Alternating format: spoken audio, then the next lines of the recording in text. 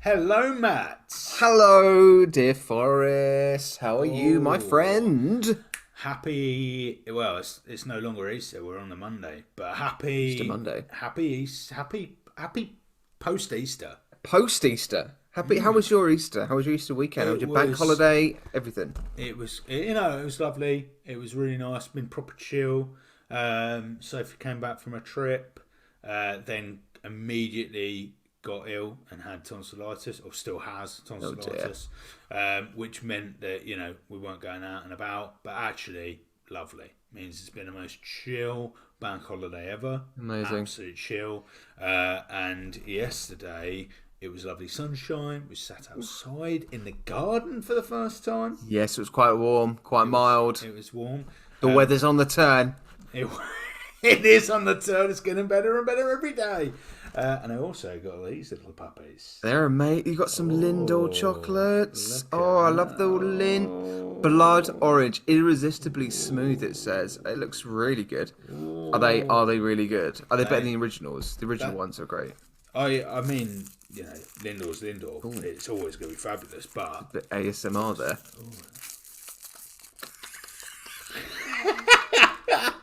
They're gorgeous, mate. Absolutely, Amazing. they're outrageous. You're like, oh, this is chocolatey. Oh, they're orangey. Oh, they're blood orangey. Oh, it's like a Willy Wonka factory going on in my mouth. Oh my god! I do you know what? I've got to be really honest. I'm really jealous of how chill everything is and was and has been for you. How was your Easter, mate? Man, I'm not gonna lie. I'm absolutely shattered.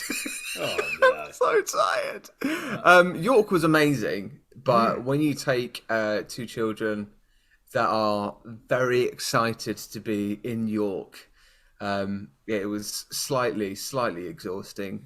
Is an understatement.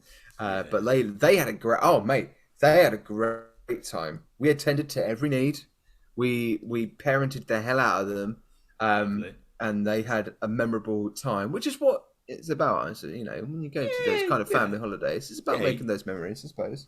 Yeah, you and Rach pay, they enjoy. Yeah, it's just standard parenting 101, right? Wallet is absolutely empty right now. Yeah. Absolutely. I'm not even a parent, but I feel it with Peggy, mate. She's had a scratching post out of me this week. What have I had? Post to clear up. That's what a life. That's it. A litter tray to clean is what I get in return. Here you go, Dad. It's piss and shit. You clean up. Now get me that thing. That's what I want. Yeah. Otherwise, I'm going to scratch the fuck out of your sofa. Do you know what? That is literally what the kids do. That's literally what the kids do. But yeah, they had a great time. We're absolutely shattered. We got home and then we just immediately went into gigging. We've had Easter Sunday. We had a brilliant gig last night. So it's just nothing. It's just been non-stop. This is kind of like the first day where I've actually got to breathe and gone, So yeah. This is good, but like I think it's one of those things when you're doing an Easter holiday, you're gonna have to, for the kids, exhaust yourself a little bit. So yeah, got to do it. Absolutely, mate. Absolutely. But talking about breathing, do you know who's not breathing anymore? Who's that? Carly, mate. Oh, we got part 2 of Falcon and the Winter Soldier. Oh, segue. Roll that intro. That intro. Oh.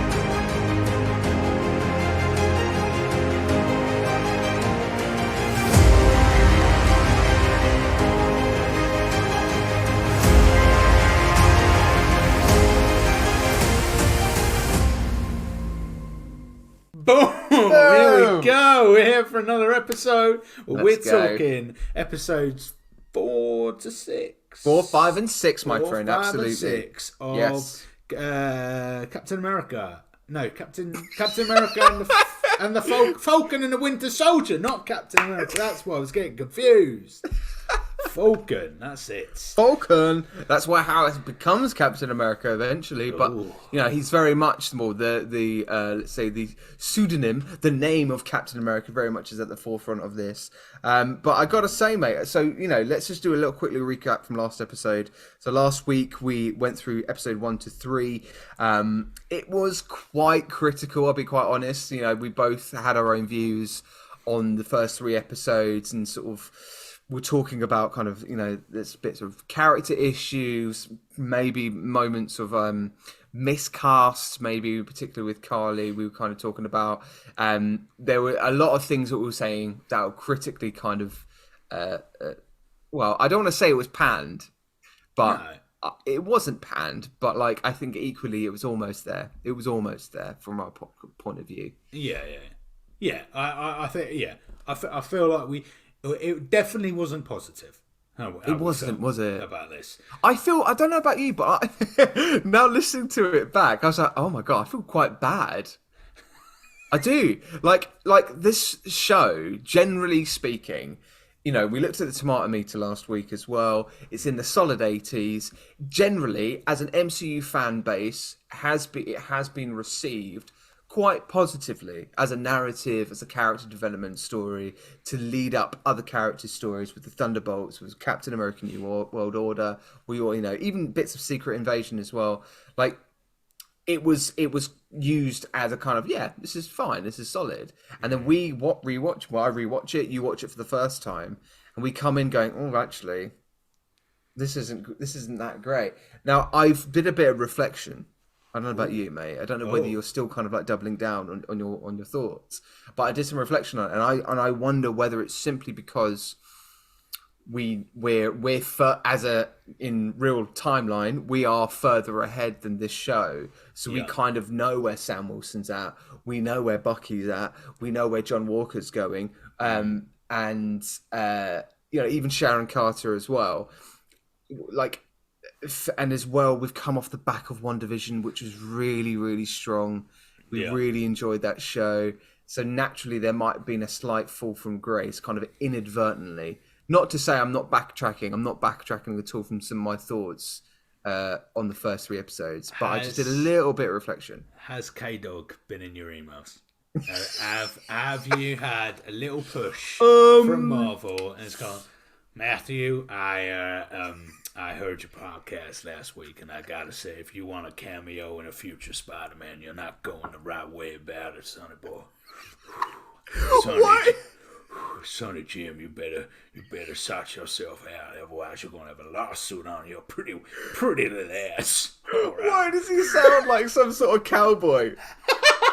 Your pretty ass. Has K-Dog never been on the phone to you? Oh, honestly, mate, you are in store for quite the chat. Yeah, I received hefty emails from Disney Plus going, look, if you're going to review our shows, they've got to be all positive. I'm sorry. I can't be dealing with this slander. No, I've got to double down. It's utter shite. I've had a look online, seen opposing views, seen, what other people have said. No, it just put together the whole thing.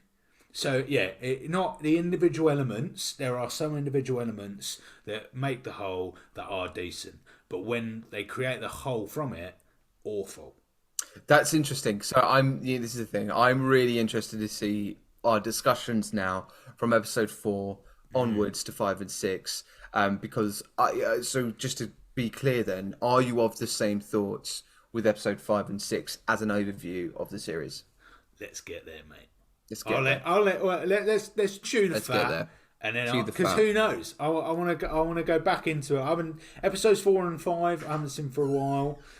So talking about them, and then episode 6 I've just seen a couple of days ago. Nice. So episode 4. So we see Ao from Wakanda. So we're brought back into the world of Wakanda, which immediately, if we look at last week and we said that there were a lot of characters, a lot of plot points, a lot going on, and now we've got even more going on. Literally, another side plot effectively coming through. Now, I think the introduction with Dalamage, is it Dalamage? It's Dalamage, isn't it? With that group coming in, it's interesting because it kind of leads into around Bucky's story also, as well. You've got to think about Wakanda. If it wasn't for Wakanda, there wouldn't be the vibranium that got Cap's shield. There wouldn't be the help that they're giving it. Like, if it wasn't for Wakanda, we wouldn't have a lot of the superheroes that we have in the universe. So they are responsible for a lot. So I think introducing them into this story makes 100% sense. However, like you say, with the oversaturation with the stories and the plot lines, it just adds another, maybe you could argue, complication to the overall goal. I agree. Yeah. And it kind of even more splits, like, as you say, like dominantly they are in it to aid Bucky's story. But so much of this series is about Sam's story. And that's true. Like we said last week, with the story about his friend, I forget again, in the restaurant, and then he meets his daughter for a date. That whole story again, like, completely falls off the wayside, and yet and the therapist disappears, and now suddenly we get AO from Wakanda. This is the thing. A lot of the side plots that were kind of introduced, or kind of characters that were introduced in episode 1 to 3, never really returned from 4 to 6. Like you say, the therapist, with the potential love interest in the restaurant, even that father as a Nakahashi, I think, Nakahashi, I don't whatever. Within that, you get him at the end. That's it. Those kind of plot lines kind of get left alone, and they kind of double down and go further in a little bit more detail about the issue with race and Captain America, with the freedom fighters, what they stand for, and the fact that they're actually. I want us to talk about that a little bit more, because I feel like the story changed better, but it was almost, I think, too late for it to get better. And then the introduction of Captain America, the new Captain America. So and and as well you got Val, that comes into the fray as well at the end with John Carter. With De Fontaine, Vanessa De Fontaine, who is effectively now like being seen as an alternative version of Nick Fury. So, and her introduction as well, and trying to understand what her motives are. It just kind of, a lot of what happens in episode 1 to 3 just kind of gets left to the side, and they introduce even more things in 4 to 6. But going back to episode 4, the introduction to the episode where we see the flashback with Bucky going through kind of in Wakanda, and he's doing his little, Thea is knocking on the door. I'm sure you can... hear that? Yeah. He's loving life, just knocking. I'm in mid-flow, mate. When Bucky goes through the system, go through his words, daybreak, 17, and you see this emotional breakdown. I loved that as a beginning bit. Again, we didn't really speak about Sebastian Stan that much in last episode, so I'd like to kind of give him, right now, major props in this show. I think Sebastian Stan does really well in this character development. Stan the man in this, mate. He really is. Like, honestly, I think as a character, the development of his character, I think, is a little bit more. Well, both of them, to be honest. But I think we unpack a lot more from Bucky. Yeah. Sorry, it's pandemonium in here. Mayhem in the man. Absolute mayhem. It's Easter holidays, mate. What are we going to do? Exactly. There you go. I'll tell you, We need to do a campaign with listeners for a studio. You can either have this, or for £10 a month, give us a studio. Give us a studio. You sign up to our Patreon and sign us up, get us into a little studio. So episode 4 gave me 2 really strong bits and 1 really confusing moment. right? Two really strong bits. Number one is absolutely love the scene where Sam is talking to Carly. He's trying to, get a little bit more understanding there, trying to basically kill this off, die it all down, have a straightforward conversation with Carly, and then John Walker storms in, and we get a fucking huge ass fight, an amazing fight with Carly, Walker, Sam, Bucky, you name it, they're all there, so that for me, that whole action sequence, I thought was brilliant, and then that's followed by the serums kind of falling on the floor, and then Walker taking one. And then the end, we go. There is so many moments in this series that are reminiscent of Batman for me. So towards the end of episode 4, where Lamar is dead, and Walker basically kills Carly's mate, I forget his name, and just absolutely has blood. He on the even shield. says, "Where is she?" Yeah. That is a literal callback to Batman in the Dark Knight kind of trilogy. Yeah, exactly. Yeah. So and the blood and the whole kind of public persona of this character. I thought that was absolutely awesome, like that. But again, John Walker, incredible. If this whole series just followed that and followed him, and that whole thing, absolutely marvelous. The development of John Walker's narrative, I think, absolutely excels, and this is partly reason why I feel a little bit more positive about episodes 4 to 6, is because we see the unfold, the shedding of the skin with John Walker. Again, what this to a fault as well.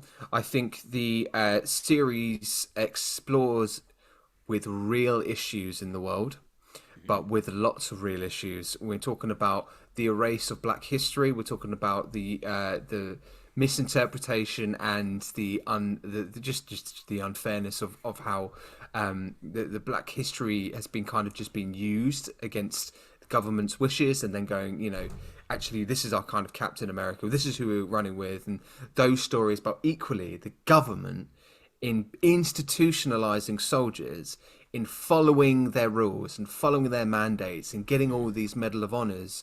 And actually, when you really go into it, they're not being treated well. Veterans in America aren't treated well at all in the real world. And so you've got and that's only really 2 plot points. You've also got, with Carly's group, another group that have been let down by government ideals, and let down by what they were offered, and then they ended up becoming refugees, and they refused to become those refugees and stuff. There's got so many real issues, and it's like, just choose one, unpack one and look through one. And I think what they do well with John Walker is they do well. They do. Having a little doo-doo. Oh, John Walker do a little doo-doo well. You little John Walker do.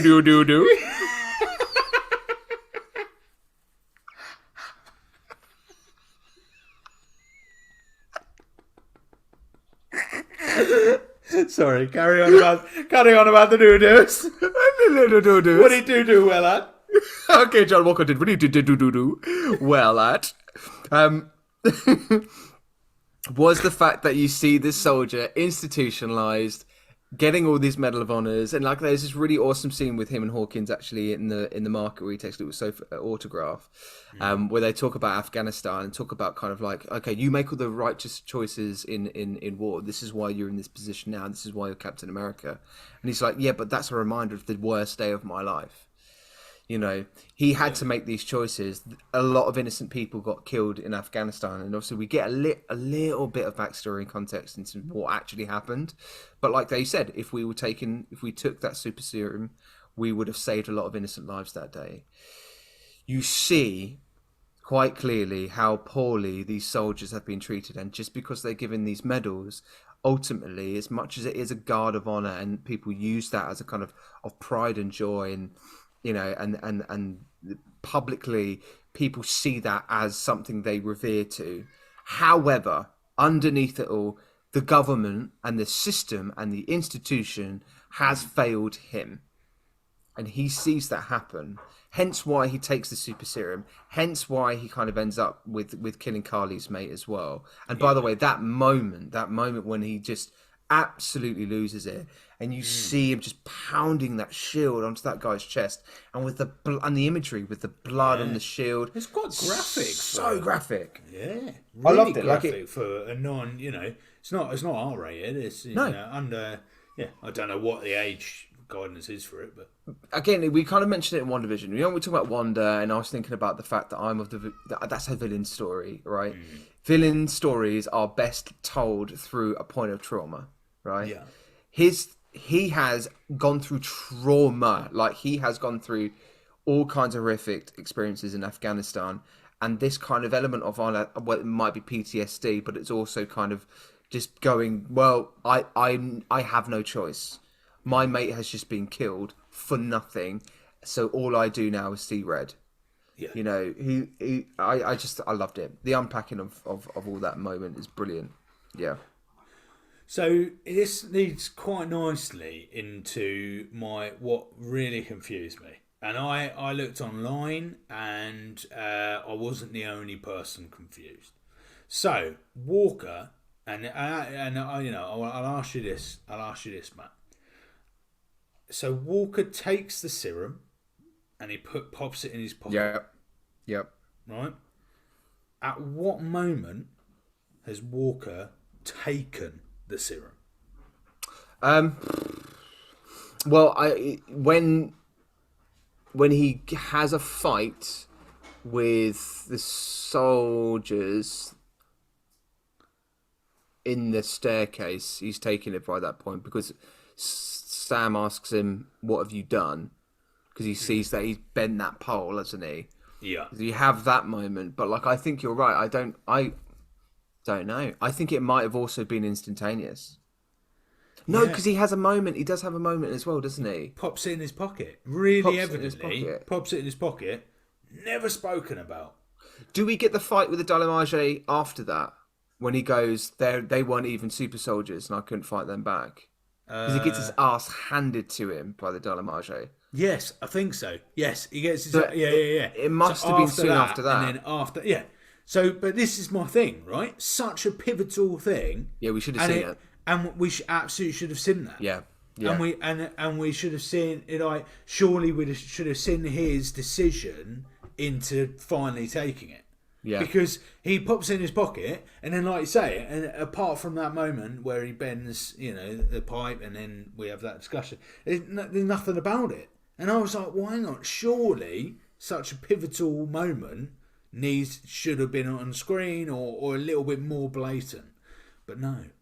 And that maybe because I wonder whether this might have been an explicit thing. They might have had to keep the show at a certain rating because he had to inject that into himself, and what that might have been reminiscent is that looks like he's taking drugs, right? That might look like he's taking heroin or something like that. So it might visually, I think it might have been kind of like the higher ups at Disney Plus. I don't know. I'm receiving emails from them, so I'm only assuming. Yeah, exactly. I'm only assuming. You've got to be positive about it. You don't want another K-Dog phone call. Exactly.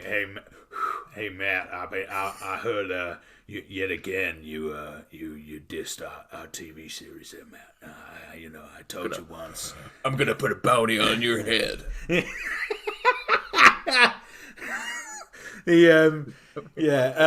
Whenever I hear that phrase, whenever I hear the phrase "put a bounty on your head," I always think about the chocolate brownie and not brownie, bounty. Bounty. I'm gonna put a bounty on your head. It's so ridiculous. Just makes you laugh every time. Just a little tiny bounty popped on her head. There he is. I'm gonna put a bounty on you. All right. Oh, I love that. Oh, thank you. Anyway, I completely missed the point there. Yes. I thought they missed the trick there, and I can completely understand that. Don't you think it looked good as a reveal though, from when he threw the shield and it went straight through that wall and it stayed into that wall, and it's a callback as well to when Steve Rogers did that I think, Yeah. in one of the Avengers movies. And then there's a really kind of like holding shot on that bit where the audience, where you're meant to go, oh shit, he's taking it. He's taking it. Don't you think that was nice? I liked it. Yeah. I like that bit. Yeah. I, in all honesty, I think I missed it. Which maybe that didn't help contribute. But it didn't look at that bit. it didn't sit at me. By that time, I was probably writing a note about where the fuck is it? Why hasn't this been made clear? It's being made clear if you just look up from your phone. Unbelievable. But let's talk about Zemo, because Zemo is featured quite a lot in episode 4 as well. We get a lot of him, and there's this weird moment where he's trying to work with. He's trying to work with the boys, and he sees the kids, and he gives them Turkish Delight, and then he sings "Bar Bar Black Sheep." Why? That is so weird. And the other thing is I know he's a villain. Ultimately, he is a villain. But now again, knowing that he's in the Thunderbolts, then he's going to be some sort of vigilante. He's going to be an in-between, isn't he? He's a bit of a tweener. But that is a weird moment. That was a weird choice. What do you think? Yes, I can absolutely agree. Because up to that point, he's not that type of villain. Yeah. Also, Turkish Delight. Why give? I don't like Turkish Delight. Do you like Turkish Delight? No. And what I can't imagine any. Yeah. Bizarre. At least a bounty. Exactly. Yeah. Hey kids, I'll put a bounty on your head. Baba bounty, have you any more? Pop you on your head. That's what they were missing. Unwrap it, eat it, see you later, take care, goodbye. Do you know where the funeral is? Don't tell these guys, but please tell me.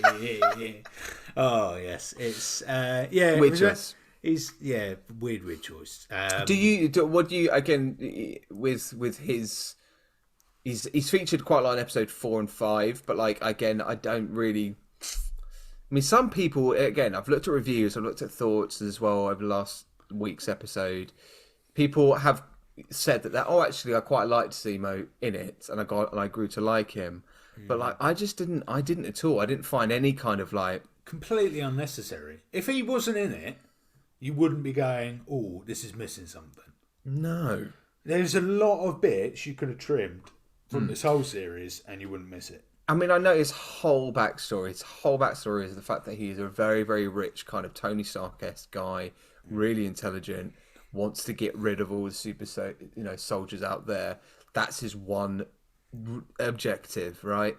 And then he kind of dumbs it down a little bit just so to play face with these guys so he's been escaped.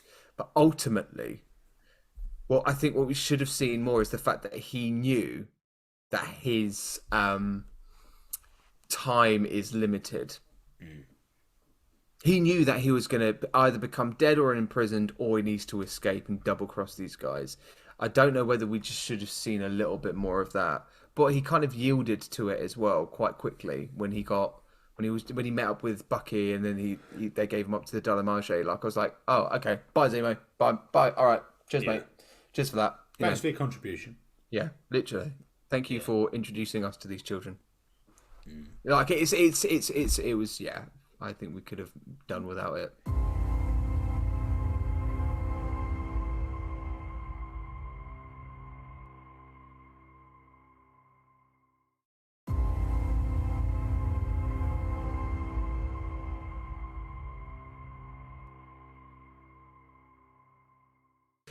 So shall we move on? Shall we move on to episode 5? Episode 5, I think so. Episode 5. Loving the I am Captain America Walker fight. I've put here. Does it start with a fight? Is that in episode 5? Falcon, Winter Soldier, and I am Captain. Oh no, it is. It is, isn't it? Starts it off, does it? He kills... Yeah, because when does he kill Kuma? He kills... At the end of episode 4. So he kills him. Yeah, you're right. That is a good bit, and it is at the beginning of episode 5. Yes. So we have that trio fight between John Walker, Bucky, and Falcon, and it is really good. In terms of the hard hitting kind of literally just seeing a bunch of three dudes kicking the crap out of each other is brilliant.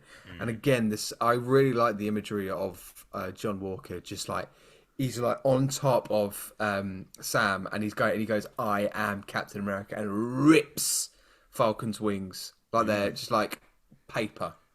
Yeah. It's I think that kind of imagery is like I'm ripping what we see Hugh as a superhero away, Yeah, I love that moment. What do you think? Oh, absolutely beautiful. And he kind of symbolically he rips the wings off, clips the wings off a Falcon. Clips the wings. That's nice. And then Walker is then stripped of his title, and stripped of his new Captain America-isms. And then because it was at that point I then went, hang on a minute, what's happened with the serum thing? Which is well too late on, but because I thought that was going to be part of his, I've been stripped of my title, but this is my last kind of is I'm going to take the serum and become ultra badass. You didn't know I had this. So do you think John Walker should have taken the serum in front of them? Yeah, at that point could have done, or could have done, or maybe he leaves the courtroom. So that whole thing, he leaves the courtroom, and you go, all right, that's the end, and then he just blasts through the wall, like starts punching people, runs away, boom, he's disappeared. What I really like, I know we're kind of fixating on John Walker, but I think it goes to, because I think it's an dedication to the fact that it's one of the strongest plot points in the show. When we have that court hearing with him, as much as I agree, it would have been quite cool to see him kind of lose a shit on some senators out there. But I also really enjoyed the way that they played it in kind of really humanizing him. Oh, yeah. Because he goes in the courtroom, he talks about going, no, look, I've stood by your mandates, I've stood by your rules, and this is what you're going to do to me because of this one thing. One of my comrades died in front of me and was murdered, and I've only just returned that, a life for a life kind of thing. And I empathise with them. Yeah. I empathise with him. I think in that, I kind of go, he's been let down by a system there. And that's, I think, obviously the goal for him as a character. We need him as a vigilante of some sort. And he also then, we find a new identity with him later on in episode 6. But it humanises him. And that's kind of where we leave him, isn't it, really? Because that's when we get the introduction with Val and her mysterious card with no writing on it. Yeah, exactly. Yeah, so we leave Walker, and then we get next really lovely moment. So Sam visits Isaiah, to which Isaiah explains that he was experimented on to test why the serum worked, and then he has a great is that me making those boom noises, or is that you? That must be me. It must be coming through my headphones. Ignore me. I don't know. But sure not, mate. Sorry, absolute cut. Little aside there. The baboom. Sam visits Isaiah, and then there's a really nice line where Isaiah says they will never let a black man be Captain America. Yeah. And that was kind of when I first jotted down, this really, that whole, those issues and comments being explored are really intriguing. I really like that plot. I really like that. Oh God. The amount of times I've said this on this podcast, but I would be so up for seeing that be played out in a little mini-series. Yeah. That in its own right is a story, I think, as its main focus, without any side plots or distractions here, as a political reflection on Black history and how the fact that this piece, and I know kind of at the end of it, there's a statue dedicated to him at the end and all that kind of stuff, and that's part of his history being learnt about and educated upon in the museum, but actually seeing that play out, because there could be all kind of reminiscent things that you can sort of look into with the kind of the experimentation on Black people, and you could use that as something in the history, sort of like within Isaiah's story. But I think Howard Stark came into my mind during this scene. Ooh. And Howard Stark was there with Captain America, putting the super serum into him, and he must have been complicit in all of this. Must have been. Which, or at least aware. You know, I think there's something to really explore, not to villainize Howard Stark, but again, just to kind of go a little bit deeper into it. I think that scene in its own right with Sam and Isaiah was so, it cut deep for me. When and the way that it was performed as well, the guy that plays Isaiah absolutely smashes that role and brings a load of emotional depth to it, and it's really good, and it's really compelling as a story, I find, and something that I would like to see explored a little bit more. So I'm really hoping that they don't just kind of go, yes, this is Sam Wilson's Captain America, everybody accepts him. I think we do need to kind of continue with the fact that, like Sam says at the end of episode 6, like there will be millions of people against the fact that I'm Captain America. Yeah. I think we still need to see that thread. Yeah, and I think given everything Wakanda has done for MCU and everything, how seriously Marvel creatives have allowed for Wakanda to have a hold on the black representation within universe and the history within that universe. I think we'll absolutely see that play out. And I would doubt very much that this would be the last time we'll see Isaiah. 100%. I think whether he'll pop up again, or certainly he's got a son, hasn't he, Isaiah? Yes. Yeah. And it kind of feels to me that his son could really pop up elsewhere. Would be great, really great to see. Yeah, I think so. I think there's more to be played there. Absolutely. I would love to see that be played out more. I think it's got such opportunities and potential there. The other thing, I think in terms of like episode 5, as an overview to it, is it felt like it was a very, it was a slower episode. It was a lot more scenes like that. We got a lot more information from Carly as well, in terms of her motives, in terms of what to do next. She kind of doubles down on the fact that she's been let down by this system, and as well. So in terms of what was it, freedom fighters, aren't they? They were called freedom fighters. Yeah. Smashers. Flag smashers. Yeah. So the fact that they are a community that have been let down by the government. They were originally given an opportunity to build their lives during the snap, and then as everybody came back after the snap, that all went away, and being felt and being wrong done by that kind of thing. I understand. Again, Sam Wilson understands that kind of motive that Carly has. We get a little bit more information to Carly and doubling down on, it's kind of, okay, all right, our super soldier serum's gone, we're gonna now team up with the French guy who has a vendetta against Falcon.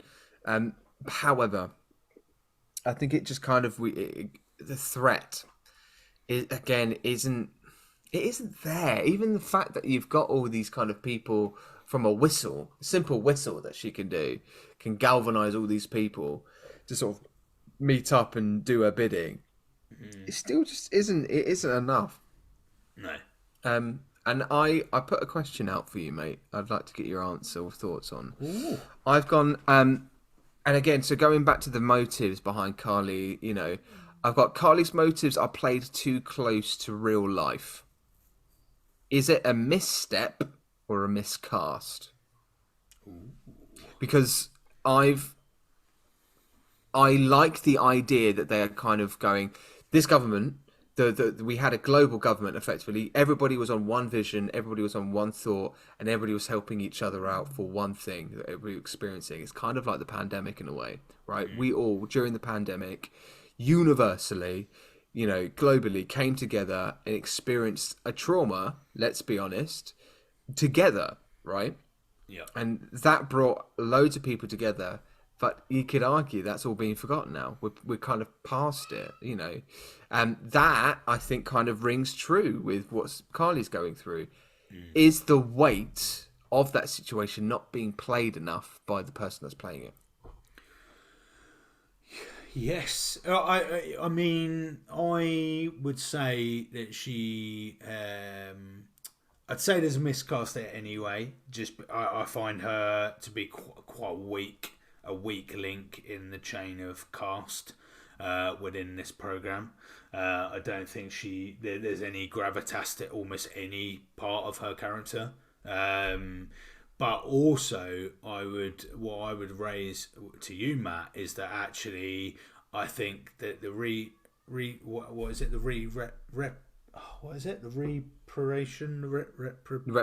program, the global reparation program, repatriation program. Repatriation, that's it. I think that whole plot is too big of a plot to go with the 4 or 5 other plots this series is dealing with. Yeah. So all of those kind of, like you say, those links with COVID and those links with, those links with refugees that we have, like there's a lot of the themes that are popping up right now, right, in the world. Yeah. But this series doesn't give enough gravitas to that because it doesn't have enough time to truly explore it. Mm-hmm. Doesn't have enough time to really go to the viewer. Look, this actual thing you can relate to, or this thing you can relate to, because there's nowhere near enough time to explore it because they've got 10 other plots to look at. So actually, I would have preferred to have had. I think that needed its own series. I think everything to do with Carly should have been in its own series. Yeah. That whole thing, Flag Smashers, Reparation, all of that separate series. This series needed to be about, can there be a black Captain America? Yeah. Can America not have a Captain America initially? No, because we ended up with Walker. Can America have a black Captain America? Yeah. Answered by the end. Is it actually answered? No. So, that for me would have made this whole series a fucking 10 out of 10 banger. Yeah. But they then added that whole thing with Carly. Didn't need to be in it. Give that their own series and look into that separately. They really touch on big subjects, don't they, overall? And again, talking about the corruption of government officials, senators, the fact that they make these decisions, and Sam holds them accountable in that last, bit. And shall we move on to episode 6 before I go? We're already there. But like when there's too much, too many big subjects that are played at once, and they should all be given their own time for it. It's a shame, but episode 6 kind of goes in hot, mate. There's action left, right, and centre in this. There are people. But I'd like to point out my first 4 comments that I made on episode 6, right? Yeah. Absolutely sum up. Well, 3 of them sum up what we've been talking about. The first one is just something I'd like to get out of there. Mm-hmm. New Captain America / Falcon look is awesome. It's so good. I thought you were going to say it's awful then. No, awesome. Outrageously good. It looks impressive. I love it. Next 3 lines. Walker trying to kill Carly. Bucky and Carly. Carter took Carly. It's literally so many characters engaging with Carly for 50 different fucking reasons. Yeah. And I'm like, this is out. Just kill Carly. Move on from Carly. Give me anything else. Which we do, because then we find out that Sharon Carter is the power broker. She is the power bank. Which broker, is... Sorry. Power... the power bank. She is the power broker. Yeah, which I was, last week when I was going, where the fuck is this power broker? What's going on? Yeah, and then, because another right. So here you go. Sorry, but it's that reveal isn't like oh my god. Yeah. It's like okay. I forgot about it. Here's the 50th plot that you forgot about. We're going to bring it back for the end. What this series forgets, Matt, is it's not a film. I think that is what it does, because what I mean by that is a film could have. So at the start of the film, you absolutely can get away with Bucky going on a date, and then that day he finds out that the father of that day, is a connection to his past. Yeah. And then you can get away with, in a film, the content of the film is that character then goes on a kind of self exploration story, which then ends at the end of the film with him going back and going, look, okay, I need to address this. I know your son, right? Mm-hmm. You can get away with that. In a film, you can get away with who's the power broker, end of the film, reveal power broker. In a TV series that's 6 episodes long, that are all an hour long, after 6 hours, you cannot return to something that's mentioned once 5 hours ago. 100%, mate. I think what I'm beginning to realise as well, and I'll be honest here, in terms of the way that we're reviewing these podcasts as well, there's a lot of content, a lot of things that are being told in a TV series, and you're right. It's just like, mate, like we've had 6 hours of what is effectively a 6-hour movie. It's so much. And no other. Well, that I can think of, the other TV series that we have within the MCU don't do that. No. They don't do. And you can't do that. You cannot have something as minuscule as a power broker, which means fuck all, quite frankly, really, right? She's just in charge of a few, what does it mean? We don't actually, because it's insignificant, it's so small, right? She hired some super soldiers. That's what we get, right? She hired some super soldiers. But it's minuscule. And then we bring, That's a really, really, really good point. And I wonder whether, in reflection, maybe from the higher-ups at Disney Plus and Marvel, that they deliberately made some of the series length quite short. I mean, there was arguments with She-Hulk being too short as well. Like actually, generally, there was not enough story. Like going completely the opposite direction. There was like literally no narrative in one episode. So I think, I wonder where this might have kind of like turned opinions a bit going forward. Yeah. I think there is one series that do longer episodes well, and that's Moon Knight. And when we get to it, I'll explain why. But and please remind me when we get to it to use Falcon and Winter Soldier as an example. But you're right. I think there is something to be said with that. It's definitely. Yeah. I do. Sorry, I want to go. A fantastic moment is Sam talking to the senator. It is absolute, like that scene I could watch over and over again. And it's so true. It's just, so a true. reflection of the real world that we're in. Like, flipping hell. We are living in a world right now where we're in global crisis, right? We don't want to get too political here, but like literally, we're in a global crisis. We are in the UK at the moment. We are, when I say at the moment, I don't know what I mean by that. You planning on moving? Am I moving? I don't know. I might just go live with Lee in Australia. Is that right? Mate, we need a road trip with Lee. We do. That'd be incredible. That'd be amazing. Anyway, that's by the by. But like, we are in a cost of living crisis. We are living with huge amounts of unemployment, huge amounts of inflation, huge amounts of salaries not growing in reflection to inflation, the cost of living crisis, gas prices are up, electricity is up, diesel is up, unleaded petrol is up. Everything is mortgage, the housing crisis. Like, we've got everything is snowballed, and the problem is that we are living in a world where we've had 13 years, 14 years of one particular government that don't sort those issues, right? Yeah. And don't hold those issues accountable, and don't as well don't hold accountability at all on these kind of crises. Hence why Sam Wilson, when he talks about this, you kind of go, Literally, you've got to do the work. Do more work. Stop pointing the finger and trying to find the easy option.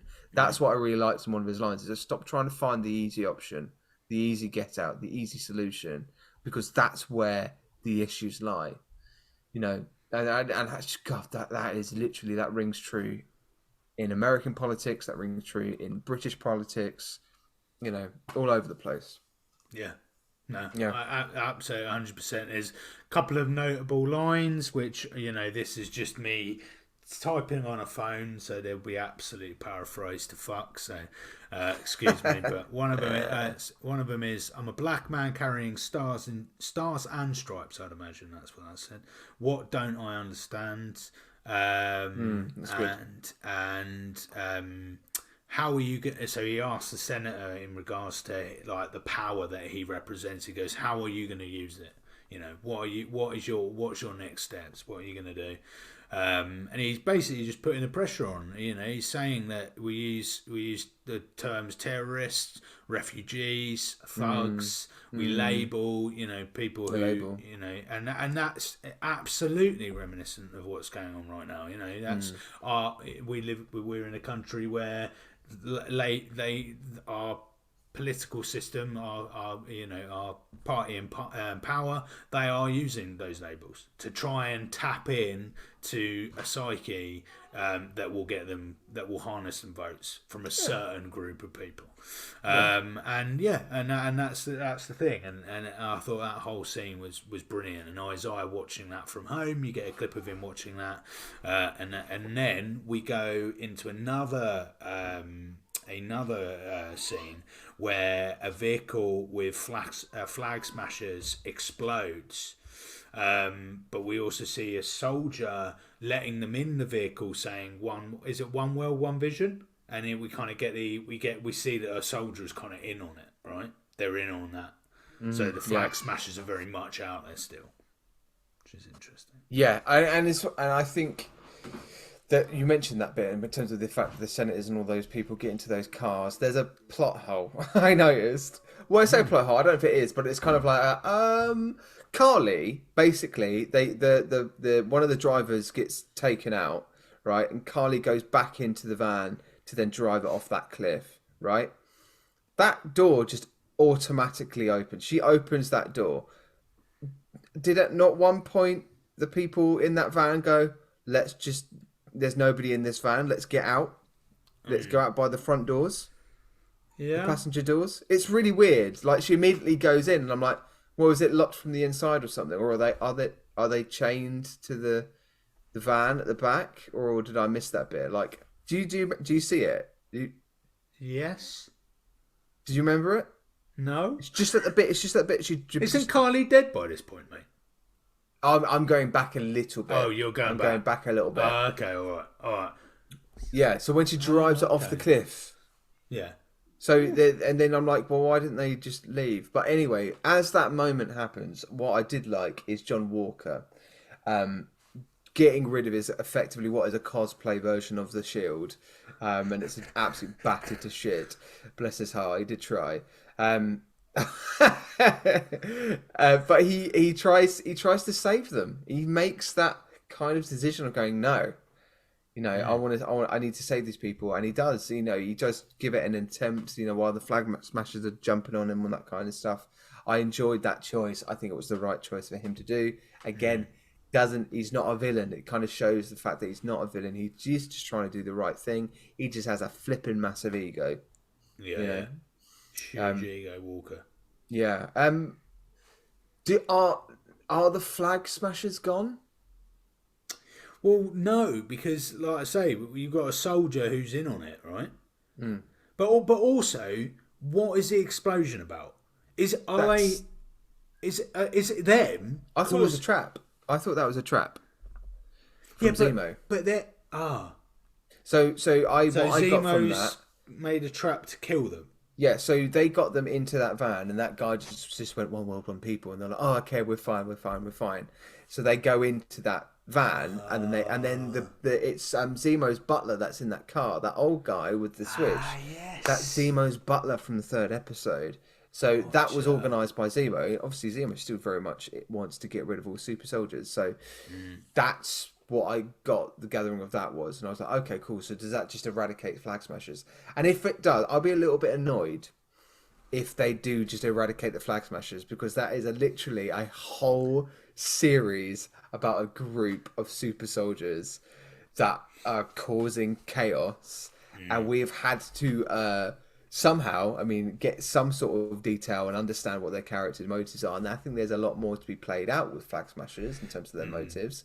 If they just eradicate them in that one series and we don't see them again, then what's the point there? What is the point? What is the point? I think but they kind of trade in that plot for better plot. It seems they've just because they got the Sharon Carter plot that's going to keep going. Bucky now, he's sorted himself out. Sam, Walker. So they've got rid of the crappy plots, and they've gone right. Carly's dead. Flag Smasher's dead. Let's crack on with the things we actually want to talk about. Yeah, I think I think they very much just make those kind of like, let's wrap this up, let's focus on, the reveal of Captain America, because that was at the end of the day, that's what we're revealing going towards. I really enjoy the finalizing of Bucky's kind of story and his redemption, kind of saying sorry during the work, finishing his book of lists and giving it back to his therapist.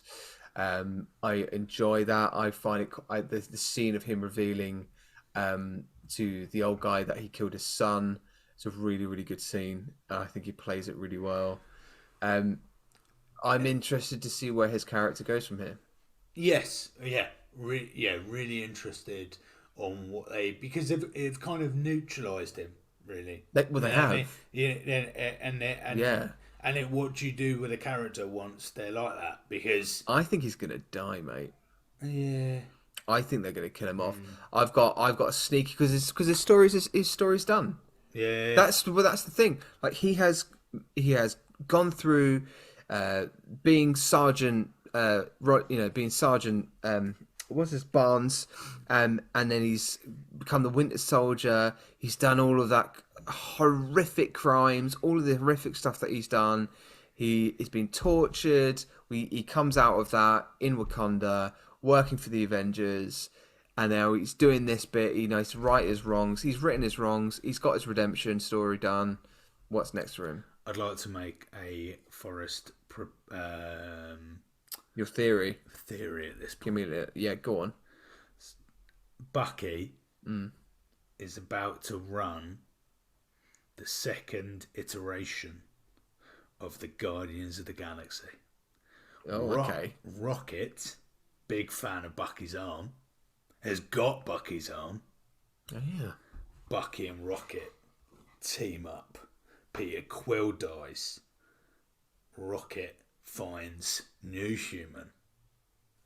Wow. That is out there, mate. I wasn't expecting you. I thought you were just going to say Bucky was going to set up the new Avengers or the Young Avengers and stuff like that. I was like, oh, okay, yeah, that was a bit closer to home. But no, you're going straight to the Guardians. I'm going straight to, leads the Guardians on their new path. You're just desperate for the Guardians to stay around, mate. Because I cannot imagine a world where they don't, mate. And if I imagine a world where they don't, I break down and cry, mate. Guardians 3 is on the horizon. We have got our tickets, haven't we? We're going to go and see Guardians 3. And, mate, what will happen? And I'm saying it now. I'm putting this on record. I've got my I Am Groot t-shirt on, okay? We are going to see, at the end, a wrap-up of that Guardians iteration. And it will be left thinking that they're done. No.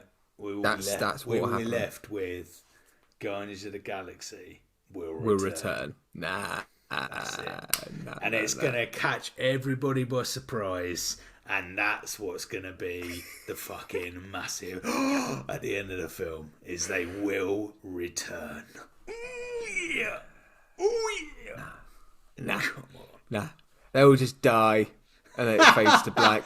James Gunn goes, DC. He just literally like takes over the film, just murders all of the MCU characters. Kevin Feige's like, what are you doing? It's like, I'm destroying you from the inside. Death. Oh, mate. Can't do this to me. But Bucky's storyline finishes.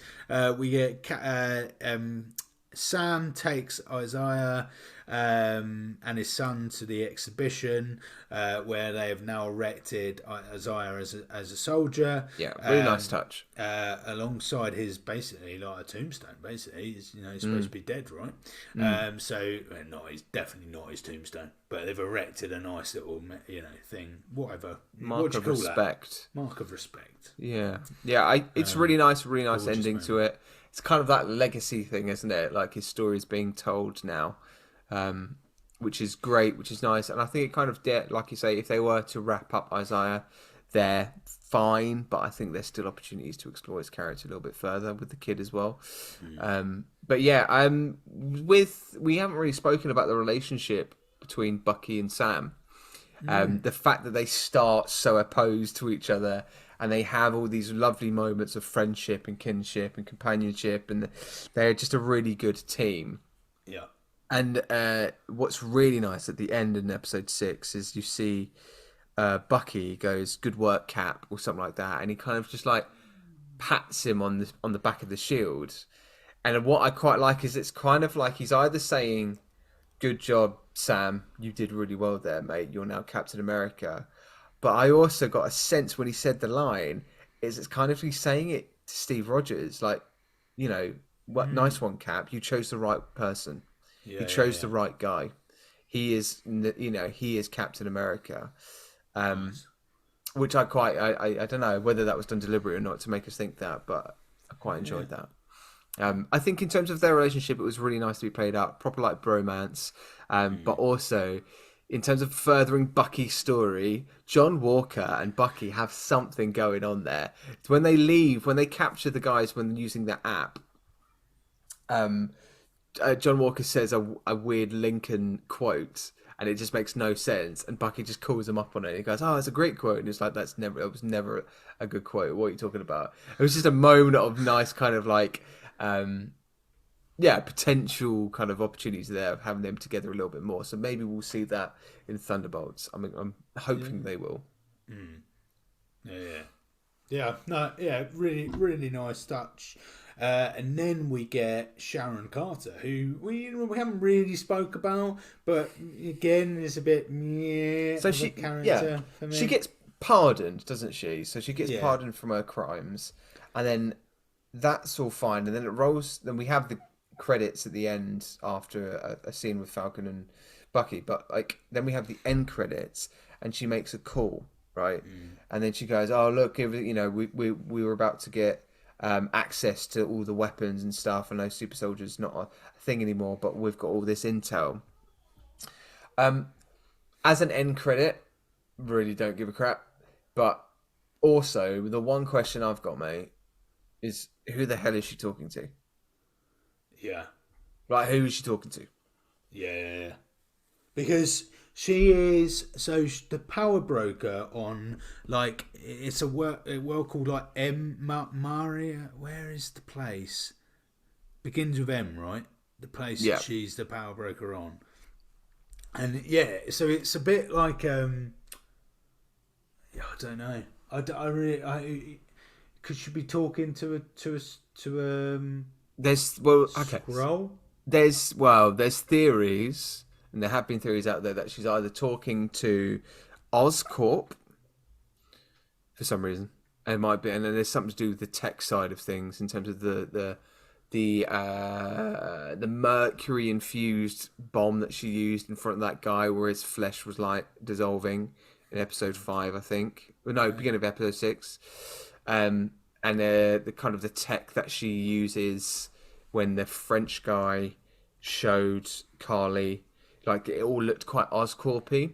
People were thinking, so they might be talking to Oscorp, or I think they might be talking to like Rexicon, which might be a little bit more of a close enough thing for them to explore and introduce in Spider-Man. So Rexicon is another kind of like tech company that are explored in the Miles Morales video game. And I wonder whether they'll kind of maybe get that in with Spider-Man 4. I think it might be Rexicon next. But and Miles Morales, I think, should be Spider-Man 4 as well. But yeah, there's theories out there. They're both based on Earth, though, right? So they're both, but that it's another planet, isn't it? Where she's where is she working from? I don't know. Is she a Skrull?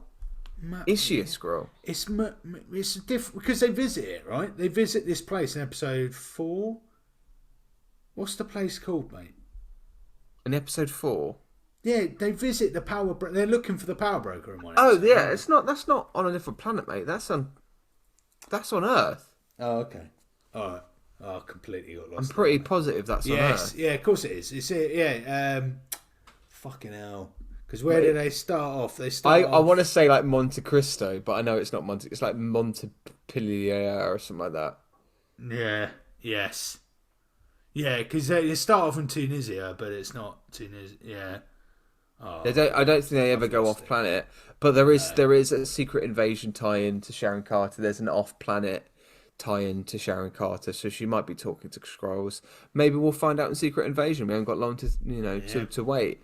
What's really crazy as well, because now we're at phase 4. These questions that we have and actually don't have any answers to them, only theories. So because the place did give me, because with the tech and the kind of the nightlife, it gave me basically. It did look off planet. It looked It looked like nowhere basically. Yeah, it did. It looked a bit like Guardians. nowhere, and I was a bit like, oh, okay. Is there a reason for this, or could it be? Yeah, I don't know, and it'll be interesting. But Sharon Carter, I can't really say that I'm a massive fan. I'm a bit confused. That, in terms of the motives and stuff, I'm just a little bit confused, and as well, even introducing her in, I think it was Winter Soldier. I just don't. I don't understand it. Peggy Carter. All right, she's. I think. Okay, again, is she mum? She is. It's niece, isn't it? Niece. Yeah, because then it would have been even weirder. Because Cap kissed her, didn't he? Yeah. Yeah, and that was really weird. Even that was weird. I don't know. Yeah, Sharon Carter, she'll pop up somewhere, and hopefully the context will make it a bit better. But yeah. So, overall thoughts, mate. Episode 4 to 6. Has it improved or has it got worse against your last rating? So your last rating was kind of like you said in the 50s, didn't you? Yeah. Kind of word to rate on that percentage. I think. But it's definitely not worse. I think a bit better. I think overall, I couldn't give the whole TV series probably any more than 65, 70. Mm-hmm. So it has gone up, but there's so many weak links in it. There's so many why have you done that? It improves for me. I think it improves for me, but that's only because we had a heck of a lot set up in episodes 1 to 3, and we were then rewarded, let's say, with a lot of confrontation, with a lot of action sequences, which is effectively, look, we're MCU fans, we want to see some action, okay? We want to see some fighting. So we saw some fighting, and it was good, and that was put together really well. So for me, I found that really enjoyable. There were moments in narratives where we got a little bit more information and a little bit more uncovering with John Walker's character, with Bucky's character. However, we were then also thrown into introducing new characters or old reoccurring characters, and that were adding to different plots. It was still an oversaturated narratives. There were too many strands that were dealing with real issues, and I think they should have really just focused on the one, which they didn't do, and they didn't. And what fell short in episode 6, like we were just saying, is that they wrapped up the serious issues quite quickly, and then they just focused on the one serious issue to end the episode, which is effectively just focus on the reveal of Captain America. So it does improve for me ever so slightly, but it still is falling fault to the original issues that we had from episode 1 to 3. Absolutely. Well, I think we can thank you, Falcon and the Winter Soldier, for your your part in our journey. I found it quite difficult in terms of like reviewing this. I found it quite tricky. There was a shit ton of, like you say, 6 hours content wise. There was loads. Yeah. And I don't know whether again just kind of that's why I've been reflecting about it. It's because we've been watching 6 hours worth of one story, effectively one show. When really we just do 90 minutes, 2 hours, and we can talk about it a little bit more. I found it quite tricky. But I didn't have that issue with WandaVision, so maybe not. No, but we will find out when we make this a trilogy. Because do you know what we got coming up next? Oh, what we got next, my friend? You are going to be. Do you actually not know? I can't remember. No, going to be incredibly. I actually can't remember. If I say this, wait, is it a TV? Is it a TV show or is it a movie? We're going back to another TV show, mate. We've got one more TV show before we can get back to our glorious films. We're really going to find out who's a dedicated audience here because we're doing Phase 4 right now. All right, the most controversial phase out of MCU, and we're going through every single bit of content here. Okay, so if you are with us still, you are the most beloved dear listener of all time. I love you so much. Okay, because we're going through it, mate. We're in the trenches right now. Mate. We are in the trenches, and we're going through. I don't know about you, Matt. There is a level of oversaturation for me out there. I'm already feeling it. It is. I think because of the TV series, because we've got much more on the horizon. I'm a bit overwhelmed. On the horizon, it's wildly overwhelming, but thoroughly enjoyable at the same time. What have we got next? Come on, tell me. So next we've got Loki. Okay. I'm all right with that. Sipping the Loki tea. Have you watched it? I have absolutely seen Loki. You've seen Loki? Yeah. I am thoroughly I'm really looking forward to seeing it again. I've got to be honest. I think it was the first time I saw it. I think. I don't know. I just feel like there's a reason for me to see it again, and I can't quite put my finger on why. But I'm excited. What about yourself? I am really looking forward to it. I think there's a lot to unpack in terms of Kang Dynasty, in terms of the multiversal kind of aspect of where we're now exploring in the MCU, and as well, just a rewatch. You get to see Richard E. Grant as well. Smashing it out of the park as a variant of Loki. We're also going to have to discuss the fact that he falls in love with his variant. That's coming. Can't wait, mate. That's great. I thought it was going to be Black Widow. I got a bit nervous for a moment. No, I think we're just gonna double check this again. MCU Phase 4 in chronological order. Oh no! That's chronological. That's not the order we do it in. It's not. We do it by order of release, dear listener. While Forrest is doing this, dear listener, I just want to say, if you got to the end of this podcast, really, really appreciate this. Really appreciate you listening. If you've got any thoughts on Falcon and Winter Soldier or any of Phase 4, please do give us an email at don'tbeaheropodcast@gmail.com. Make sure you're following us on the Instagrams and all that kind of stuff as well. We're putting out loads of posts and a lot of content on Instagram in particular at the moment. We will get lots of views. We did a reel quite recently about our views on the Joker Part 2. When we had Leon on our wrap-up episode a few weeks ago, we went, "Are you excited for Joker Part de Folie Du?" We have 68% yeses and 32% no, which is quite interesting. That's a large no contingency there, isn't it? It is, isn't it? Not a lot of people excited for the old Joker too. We absolutely should be doing Joker.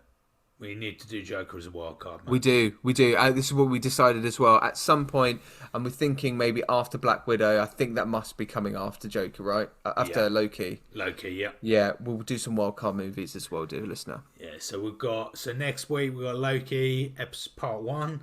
Then we'll have a Part 2 Loki. Then we'll go back to films because it feels like about 4 years since we've reviewed a film. So then we'll go straight into Black Widow, and then we would do some wild cards. And I think we've got to include Joker. I think I want to include Joker. I think maybe we should absolutely do Joker and put that in as our first one, and then maybe get a couple of weeks of suggestions, because we always love that. We always love putting out an idea, get a little roulette going, see what comes out. So that's a good point, actually. And tell us, dear listeners, what would you? I'm pleading to you out there.